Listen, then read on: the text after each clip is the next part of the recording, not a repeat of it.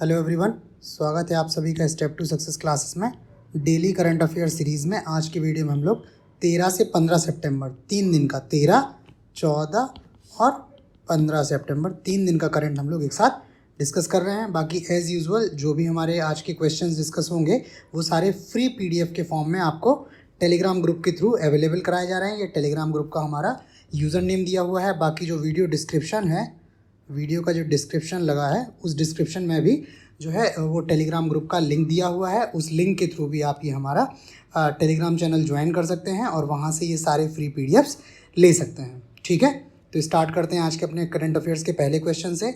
आज का हमारा पहला क्वेश्चन है, एशियाई तटरक्षक एजेंसियों, एशियन जो कोस्ट गार्ड एजेंसीज हैं उनके प्रमुखों की चीफ्स की 19वीं बैठक कहाँ आयोजित की गई है। ऑप्शन है आपके पास तमिलनाडु, इस्तांबुल, टोक्यो और जकार्ता। तो इसका जो सही जवाब है आपका ऑप्शन जो है बी है। ये बैठक जो है वो इस्तांबुल में आयोजित की गई है। ठीक है, ये इस्तांबुल जो तुर्की, ठीक है, तुर्की ने अपना नाम बदल के तुर्की कर दिया गया है, तो वहाँ तुर्की में ये बैठक आयोजित की जा रही है। और इसमें भारतीय तटरक्षक बल जो है इसके महानिदेशक डायरेक्टर जनरल हैं, डीजी जो हैं राकेश पाल, इनका नाम क्या है, राकेश पाल। इनके नेतृत्व में 4 सदस्यीय आईसीजी इंडियन कोस्ट गार्ड प्रतिनिधिमंडल ने वार्षिक कार्यक्रम में भाग लिया हुआ है। ये जो बैठक हो रही है ये क्या है, वार्षिक है, मतलब ये प्रतिवर्ष बैठक होती है। और इसमें भारत की तरफ से जो है वो कोस्ट गार्ड के जो डायरेक्टर जनरल हैं राकेश पाल जी, ये इसमें भाग लेने गए हैं। इस बैठक के दौरान जो है वो समुद्री कानून प्रवर्तन, समुद्र में जीवन की सुरक्षा और समुद्री पर्यावरण संरक्षण सहित कई महत्वपूर्ण मुद्दों पर चर्चा होगी। ठीक है, बाकी इस फोरम का गठन जो है वो एशियाई तटरक्षकों के बीच समुद्री सहयोग, मैरीटाइम कोऑपरेशन को और बढ़ावा देने के लिए और एनकरेज करने के लिए और बढ़ाने के लिए इसका गठन जो है वो किया गया था। कोस्ट गार्ड्स के बीच, एशियन कोस्ट गार्ड्स के बीच जो है मैरीटाइम कोऑपरेशन को और अधिक बढ़ाने के लिए इसका गठन किया गया था। ठीक है, नेक्स्ट क्वेश्चन देखते हैं। नेक्स्ट क्वेश्चन है, हाल ही में शोधकर्ताओं द्वारा सफ़ेद सांभर या वाइट सांभर की खोज की गई है। सांभर जो है वो हिरन की जो प्रजाति होती है, हिरन का जो परिवार है, फैमिली जिसको बोलते हैं, उसी फैमिली का ये पार्ट होता है सांभर। तो अभी शोधकर्ताओं ने सफ़ेद सांभर की खोज की है।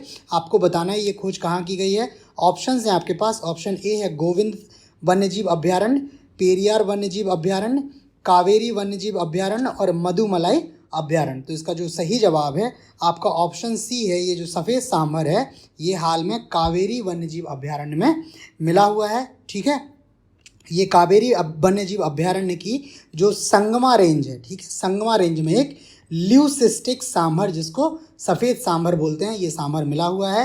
बाकी सांभर जो है हिरन का सफ़ेद रूप, ठीक है, सांभर हिरन का ही एक रूप है, तो इसको हिरन भी बोल देते हैं, सांभर हिरन का ये सफ़ेद रूप इससे पहले 2014 में बांदीपुर टाइगर रिजर्व में दर्ज किया गया था। ठीक है, अभी ये मिला हुआ है कावेरी वन्यजीव में, इसके पहले बांदीपुर में मिला हुआ है। बाकी ये ल्यूसिस्टिक जो है, तो ल्यूसिज्म एक ऐसी स्थिति है जिसमें किसी जानवर की त्वचा की रंजकता खत्म हो जाती है, अर्थात जो त्वचा का जो कंपोनेंट होता है, जो कलर बनाता है, वो कंपोनेंट क्या है, वो बनाने की जो क्रिया है वो खत्म हो जाती है, जिससे त्वचा जो है वो सफ़ेद या पीली हो जाती है, वाइट और येलो हो जाती है। ठीक है, बाकी IUCN की जो रेड लिस्ट है, IUCN की लाल सूची के अनुसार सांभर को एक संवेदनशील प्रजाति के रूप में सूचीबद्ध किया गया है। एक सेंसिटिव जो है वो प्रजाति के रूप में सांभर को IUCN ने सूचित किया हुआ है। तो ये हो गया आपका ल्यूसिस्टिक सांभर या सफ़ेद सांभर के बारे में जो कावेरी वन्यजीव अभ्यारण्य में मिला है। नेक्स्ट क्वेश्चन देखते हैं। नेक्स्ट क्वेश्चन है, US ओपन 2023 का खिताब किसने जीता है। ऑप्शंस हैं नोवाक जोकोविच, डेनियल मेदवेदेव, जोई सालिसबरी और मैथ्यू एबडन। तो इसका जो सही जवाब है आपका ऑप्शन ए है। जो US ओपन 2023 है इसका खिताब जो है वो नोवाक जोकोविच ने जीता हुआ है। ये US ओपन जो है, जो टेनिस की जो 4 सबसे महत्वपूर्ण प्रतियोगिताएं हैं जिनको ग्रैंड स्लैम के नाम से भी जाना जाता है, जिसमें सबसे पहले जो है वो ऑस्ट्रेलिया ओपन होता है, उसके बाद फ्रांस ओपन होता है, उसके बाद विंबलडन होता है जो इंग्लैंड में आयोजित किया जाता है, और इस खिताब का जो साल का सबसे महत्वपूर्ण जो चौथा वो है वो US ओपन है। तो अभी ये US ओपन आयोजित हुआ था जिसका खिताब जो है वो नोवाक जोकोविच ने जीता हुआ है। ठीक है। ये नोवाक जोकोविच ने यूएस ओपन टेनिस में 24वां ग्रैंड स्लैम जो है इन्होंने खिताब जीता है। ये इनका टेनिस में जो है वो 24वां, मतलब इसके पहले 23 जो हैं ऑलरेडी ग्रैंड स्लैम जीत चुके हैं, ये 24वां ग्रैंड स्लैम है। और इसमें जोकोविच ने यूएस ओपन 2023 के फाइनल में रूस के डेनियल मेदवेदेव को हराया है। तो मतलब जो उप विजेता रहे हैं वो डेनियल मेदवेदेव रहे हैं और ये रूस के खिलाड़ी हैं। इनको नोवाक जोकोविच ने हराकर ये प्रतियोगिता जीती हुई है। बाकी इस प्रतियोगिता के जो और अन्य संस्करण हैं, जिसमें पुरुष तो है ही, महिला है और जो मिश्रित है युगल वाला, तो उसके भी हमने डिटेल यहाँ लिखे हैं। पुरुष एकल का तो आप लोग देख ही चुके हैं।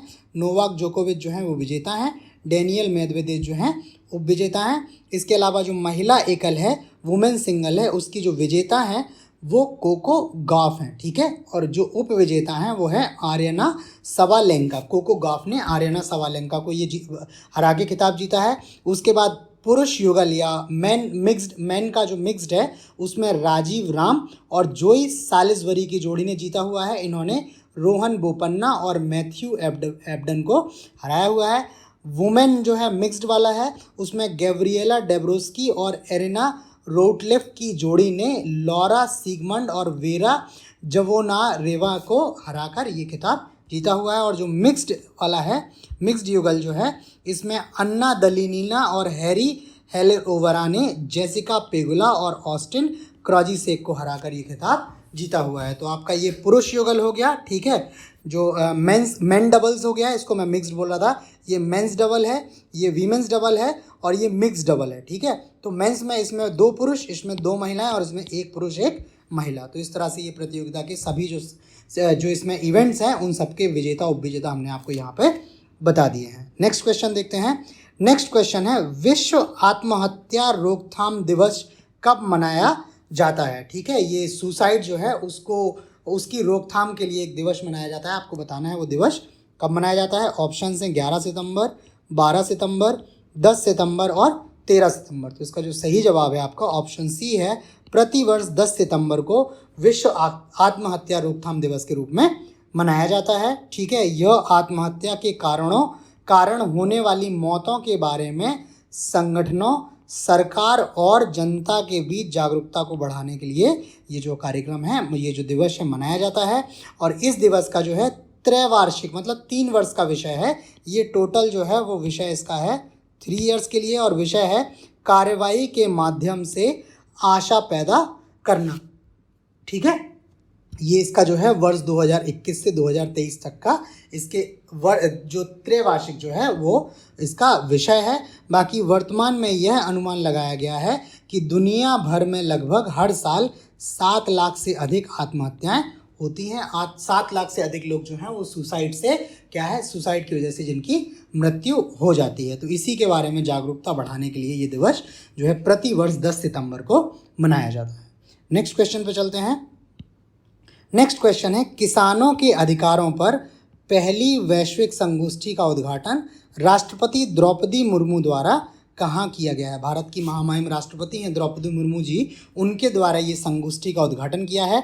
आपको बताना है इस संगोष्ठी का उद्घाटन जो है वो कहाँ हुआ है। ऑप्शन है पटना, नई दिल्ली, लखनऊ और अहमदाबाद। तो इसका जो सही जवाब है ऑप्शन बी है। ये संगोष्ठी का आयोजन जो है वो नई दिल्ली में जो है वो राष्ट्रपति जो है द्रौपदी मुर्मू जी द्वारा किया गया है, ठीक है। ये कृषि एवं किसान कल्याण मंत्रालय के अनुसार कार्यक्रम में दुनिया भर के 59 देशों 59 कंट्रीज़ के प्रख्यात वैज्ञानिक, साइंटिस्ट, फार्मर्स और विशेषज्ञ स्पेशलिस्ट जो हैं वो इसमें भाग लेंगे।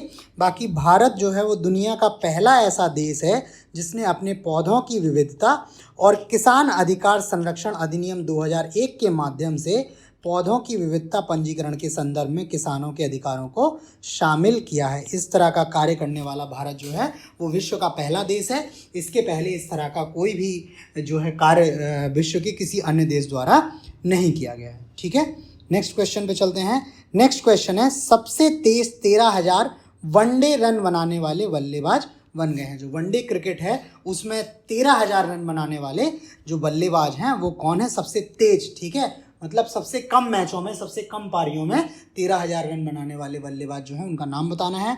ऑप्शन हैं बाबर आजम, ठीक है। ऑप्शन है बाबर आजम, जो रूट, विराट कोहली और केन विलियमसन। ठीक है, तो इसका जो सही जवाब है आपका ऑप्शन सी है, विराट कोहली, जो भारतीय खिलाड़ी हैं। ठीक है, भारतीय जो वनडे टीम है इसके कप्तान भी रहे हैं। ठीक है, तो इन्होंने क्या किया है अभी जो हाल में, ये 13,000 वनडे रन सबसे तेज जो है तेज गति से बनाने वाले भारतीय बल्लेबाज या विश्व के बल्लेबाज बन गए हैं। इन्होंने सचिन तेंदुलकर का रिकॉर्ड तोड़ा है। सचिन तेंदुलकर ने करीब 321 पारियों में ये 13,000 रन जो हैं वो बनाए हुए थे। इनका रिकॉर्ड विराट कोहली ने तोड़ दिया है। विराट कोहली ने ये रन जो हैं केवल 277 पारियों में ये रन बनाए हुए हैं, और ऐसा करने वाले ये विश्व के 5वें बल्लेबाज बन गए हैं। मतलब वैसे तो सबसे तेज 13,000 रन जो है वो विराट कोहली ने बनाए हैं। बाकी विश्व में विराट कोहली के पहले 4 और खिलाड़ी हैं जिन्होंने 13,000 रन बनाए हैं, जिसमें पहले तो सचिन तेंदुलकर ही हैं। उसके बाद श्रीलंका के कुमार संगकारा हैं, इन्होंने टोटल 14,234 रन बनाए हैं। ऑस्ट्रेलिया के रिकी पॉन्टिंग हैं, इन्होंने 13,704 रन बनाए हैं।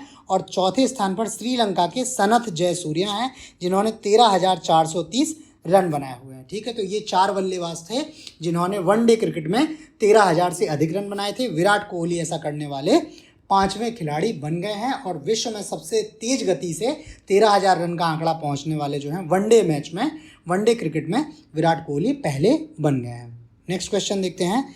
नेक्स्ट क्वेश्चन है, डेनिस ऑस्टिन का हाल ही में निधन हो गया है, उन्होंने कौन सा सॉफ्टवेयर बनाया था? ऑप्शन है आपके पास PowerPoint, Excel, MS Word और वन नोट। तो इसका जो सही जवाब है आपका ऑप्शन ए है, ये डेनिस गॉस्किंस हैं, इन्होंने जो है वो पावर पॉइंट सॉफ्टवेयर बनाया था। आजकल आप लोग जानते हैं, ठीक है, माइक्रोसॉफ्ट के अंडर में भी ये होता है पावर पॉइंट, सभी लोग जानते हैं। तो ये पावर पॉइंट जो डेवलप किया था सॉफ्टवेयर, ये डेनिस ऑस्टिन ने बनाया हुआ था, जिनका हाल ही में निधन हुआ है। ये रॉबर्ट गॉस्किन के साथ मिलकर इन्होंने 2 लोग हो गए। ठीक है, 2 लोग हो गए हैं। पहला नाम है डेनिस ऑस्टिन और दूसरे हैं रॉबर्ट गॉस्किन। तो इन्होंने, डेनिस ऑस्टिन ने रॉबर्ट गॉस्किन के साथ मिलकर पावर पॉइंट सॉफ्टवेयर बनाया हुआ था।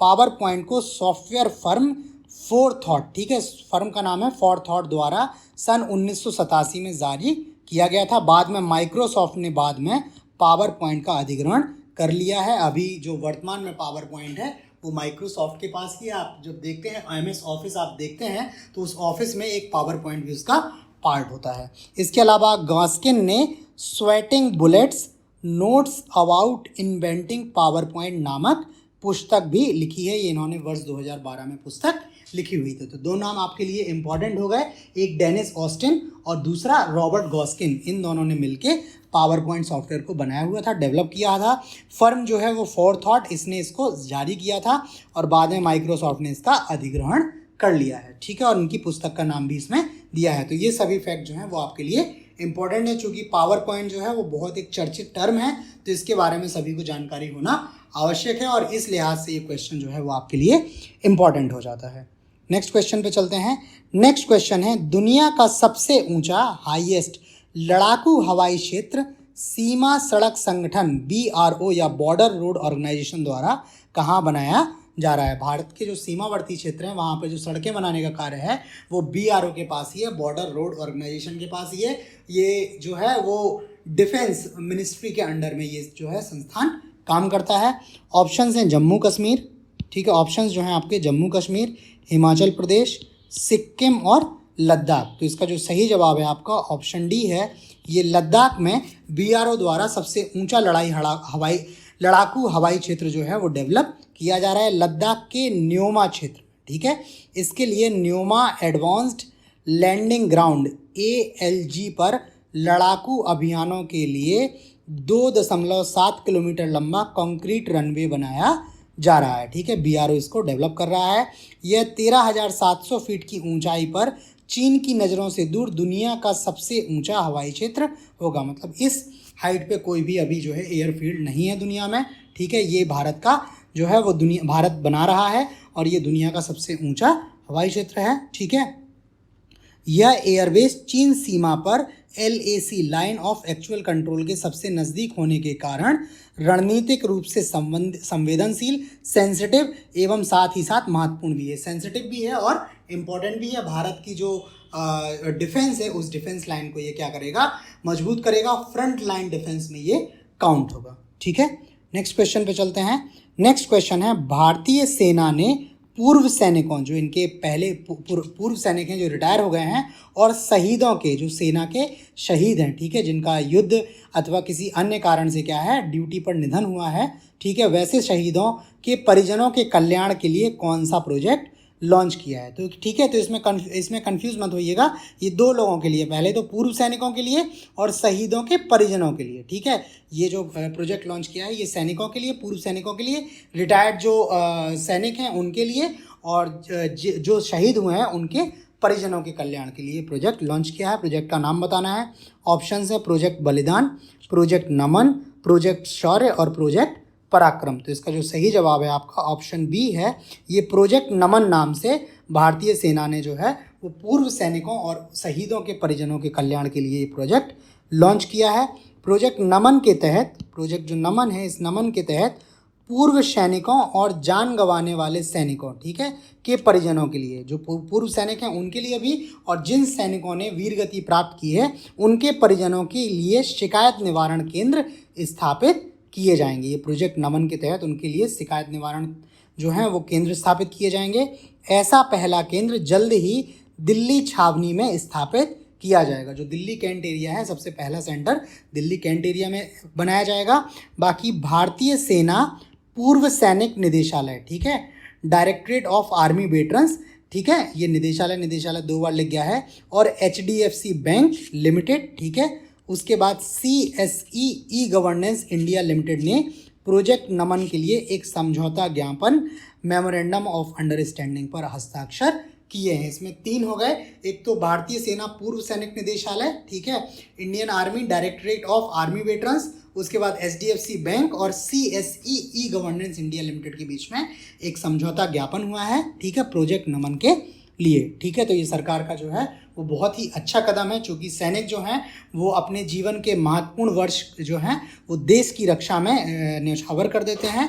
तो उनको उसके बाद उनको आने वाली समस्याओं अथवा उनके परिजनों को आने वाली समस्याओं के निवारण के लिए इस तरह का जो सरकार का कदम है वो काफ़ी प्रशंसनीय है। नेक्स्ट क्वेश्चन पे चलते हैं।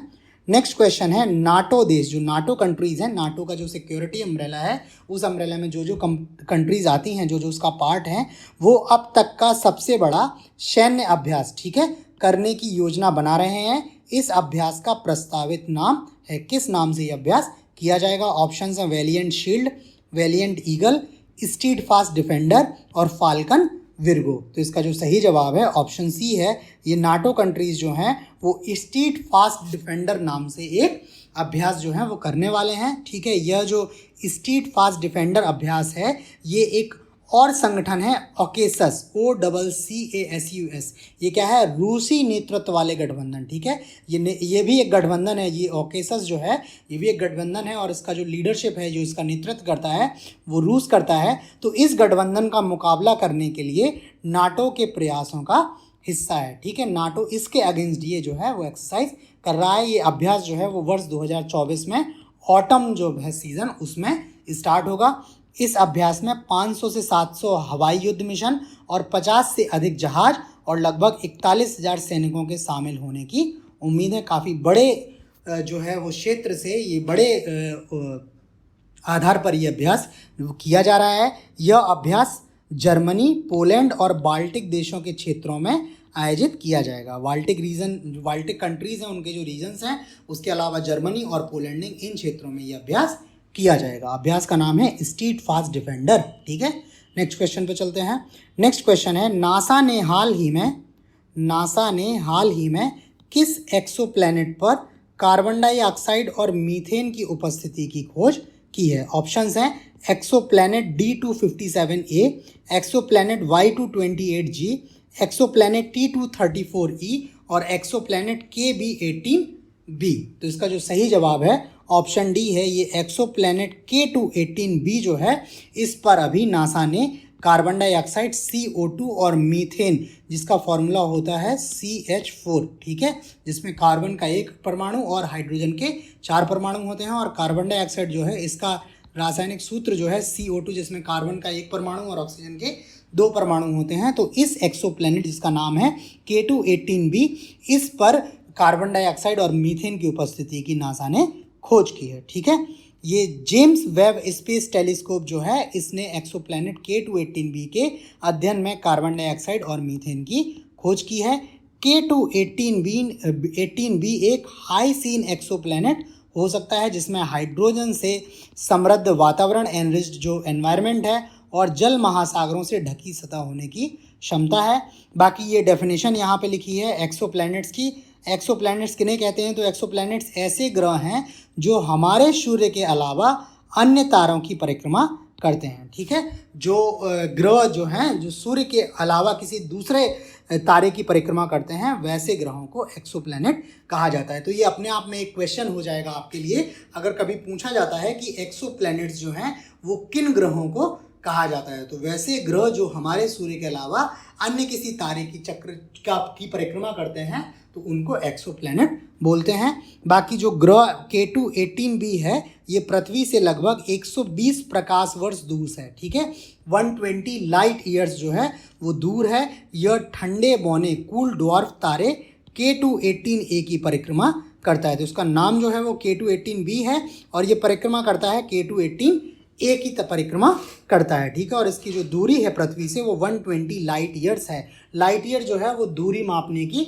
सबसे बड़ी इकाई है। ठीक है, नेक्स्ट क्वेश्चन देखते हैं। नेक्स्ट क्वेश्चन है हिंदी दिवस अभी हाल में मनाया गया है, कब मनाया जाता है? ऑप्शन हैं 11 सितंबर, 12 सितंबर, 13 सितंबर और 14 सितंबर। तो इसका जो सही जवाब है ऑप्शन डी है, प्रतिवर्ष 14 सितंबर को हिंदी दिवस भारत द्वारा हिंदी दिवस के रूप में मनाया जाता है 14 सितंबर को। ठीक है, ये 14 सितंबर 1949 को संविधान सभा जो थी, ठीक है, कॉन्स्टिट्यूशन असेंबली जो थी, इसने देवनागरी लिपि में हिंदी को भारतीय संघ की आधिकारिक भाषा ऑफिशियल लैंग्वेज के रूप में अपनाया है। बाकी अभी जो संविधान का अनुच्छेद है ऑफिशियल लैंग्वेज के रिगार्डिंग वो अनुच्छेद 343 आर्टिकल 343 जो है वो ऑफिशियल लैंग्वेज के बारे में चर्चा करता है। तो इसी 14 सितंबर 1949 को संविधान सभा ने हिंदी को भारतीय संविधान की या भारतीय संघ की ऑफिशियल लैंग्वेज या आधिकारिक भाषा के रूप में स्वीकार किया था।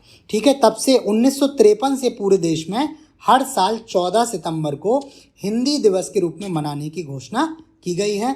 बाकी हिंदी सबसे अधिक बोले जाने वाली भाषाओं में से एक है और विश्व स्तर पर लगभग 600 मिलियन लोगों द्वारा बोली जाती है। विश्व में करीब 600 मिलियन ऐसे लोग हैं जो हिंदी भाषा का प्रयोग करते हैं। ठीक है, यहाँ पर आपके लिए एक ये एडिशनल फैक्ट है कि 14 सितंबर 1949 को हिंदी को आधिकारिक भाषा के रूप में अपनाया गया। किसने अपनाया? तो संविधान सभा ने अपनाया। बाकी हमारी जो लिपि है वो कौन सी है?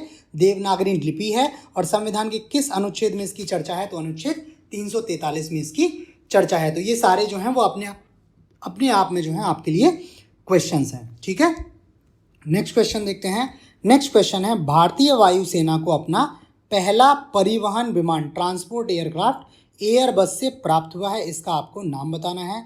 ऑप्शन हैं C295, E290, T260, A278। तो इसका जो सही जवाब है ऑप्शन ए है, C295 नाम से भारतीय वायुसेना को अपना पहला परिवहन विमान या फर्स्ट ट्रांसपोर्ट प्लेन जो है वो प्राप्त हुआ है। यह विमान जो है वो भारतीय सेना द्वारा वायुसेना द्वारा 21,935 करोड़ की परियोजनाओं के तहत ऑर्डर किए गए 56 ऐसे विमानों में से पहला है। भारतीय वायुसेना को इस तरह की C295 26 प्लेन ऐसे मिलने हैं जिसमें पहला जो है वो अभी आया हुआ है। सितंबर 2021 में सुरक्षा पर कैबिनेट कमेटी ऑन सिक्योरिटी ने एयरबस से 56 C295 MW परिवहन विमानों की खरीद को मंजूरी दी थी। बाकी C295 विमान जो है ये हल्के और मध्यम खंड में नई पीढ़ी का सामरिक एयरलिफ्टर है। ठीक है, ये क्या है? नई पीढ़ी का नेक्स्ट जनरेशन का है एयरलिफ्टर है और इसकी क्षमता जो है वो 9 टन है। ये करीब 71 सैनिकों या 50 पैरा ट्रूपर्स को ले जा सकता है। यह इन स्थानों पर लॉजिस्टिक्स संचालन कर सकता है जो भारी विमानों के लिए पहुंच योग्य नहीं है। ठीक है, तो जहां पर भारी विमान नहीं पहुंच पाते हैं अब वहां पर भी सामान जो है वो पहुंचाना, लॉजिस्टिक्स का संचालन क्या है, भारतीय सेना के लिए क्या है, दुर्गम नहीं है। अब इन विमानों के माध्यम से सेना आसानी से उन स्थानों तक भी जो है वो अपने लॉजिस्टिक्स का संचालन कर सकता है। ठीक है, तो आज करंट अफेयर्स में इतना ही है, ठीक है। इसके अलावा अभी जो है वो यूपी ट्रिपल एससी, ठीक है, यूपी ट्रिपल एससी जो है वो 3 परीक्षाओं का आयोजन करने वाली है। एक तो जूनियर असिस्टेंट का कनिष्ठ सहायक की परीक्षा आने वाली है, उसके बाद से जो है विलेज पंचायत ऑफिसर जिसको वीपीओ बोल रहे हैं वो परीक्षा आने वाली है, और एक तीसरी परीक्षा है जो पेट है, वर्ष 2023 के लिए पेट की परीक्षा है जो आने वाली है। तो ये 3 परीक्षाएं यूपी ट्रिपल एससी अभी आयोजित कर रही है। तो इन परीक्षाओं में जो है वो उत्तर प्रदेश विशेष यूपी स्पेशल के क्वेश्चंस काफ़ी सारे पूछे जाते हैं, ठीक है। तो इसी को ध्यान में रखते हुए हमने एक यूपी स्पेशल की क्वेश्चंस की सीरीज स्टार्ट की है, जिसका पहला 100 क्वेश्चन का वीडियो हम ऑलरेडी पब्लिश कर चुके हैं, जिसमें हमने उत्तर प्रदेश की जो भौतिक स्थिति है, उत्तर प्रदेश की जो जलवायु है, ठीक है, उत्तर प्रदेश की जो रिवर्स हैं, ठीक है, उत्तर प्रदेश के जो डैम्स हैं, ठीक है, उत्तर प्रदेश की जो झीलें हैं, ठीक है, इन सब के बारे में हमने चर्चा करते हुए एक जो है अति महत्वपूर्ण क्वेश्चंस का 100 क्वेश्चंस का एक वीडियो हमने लॉन्च किया हुआ है, वो चैनल पर अवेलेबल है। तो आप लोग जो लोग इन परीक्षाओं में अपीयर होने वाले हैं वो लोग ये सारे वीडियोस देख सकते हैं, ठीक है। तो आज करंट अफेयर्स में इतना ही। बाकी आपको वीडियो कैसा लगा प्लीज़ हमें लाइक करके कमेंट करके ज़रूर बताएं। अगर आपने चैनल को सब्सक्राइब नहीं किया है तो चैनल को सब्सक्राइब कर लें। बाकी नोटिफिकेशंस भी आप जो हैं वो ऑन कर लें ताकि आपको नए वीडियोस के बारे में तुरंत जो है अपडेट मिलती रहे, ठीक। तो आज करंट अफेयर्स में इतना ही। बाकी नए वीडियो के साथ कल मिलते हैं, तब तक के लिए धन्यवाद।